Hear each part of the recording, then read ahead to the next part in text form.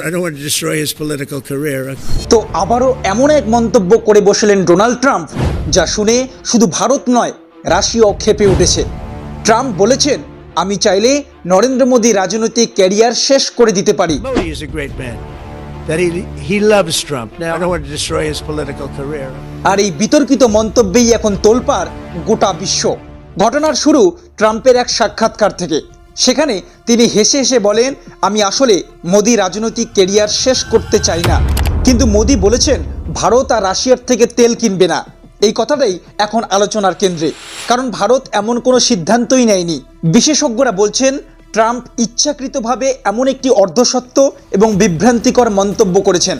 Trump আরও বলেন, ভারত একটি দারুণ দেশ, যেখানে প্রায় প্রতি বছরই নতুন নেতা আসে, কিন্তু আমার বন্ধু মোদী অনেক দিন ধরে টিকে আছেন। বাইরে থেকে মনে হতে পারে এটা মোদীর প্রশংসা, কিন্তু রাজনৈতিক বিশ্লেষকরা বলছেন এই বক্তব্য আসলে একটি ছলনাময় প্রশংসার আড়ালে লুকানো হুমকি। যেন ট্রাম্প ইঙ্গিত দিচ্ছেন মোদীর দিন ফুরিয়ে আসছে।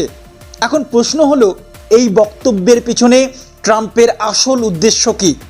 তো বিশ্লেষকদের মতে ট্রাম্প ভারতের সঙ্গে রাশিয়ার সম্পর্ককে দুর্বল করার খেলা খেলছেন। কারণ ট্রাম্প দাবি করেছেন ভারত রাশিয়ার থেকে আর তেল কিনছে না, কিন্তু রাশিয়াও সঙ্গে সঙ্গে এই বক্তব্যকে খণ্ডন করে কড়া জবাব দিয়েছে। ভারতে নিযুক্ত রুশ রাষ্ট্রদূত ডেনিস আলিপভ স্পষ্টভাবে বলেন, ভারত এখনও তার প্রায় 1/3 তেলের প্রয়োজন রাশিয়া থেকেই পূরণ করছে।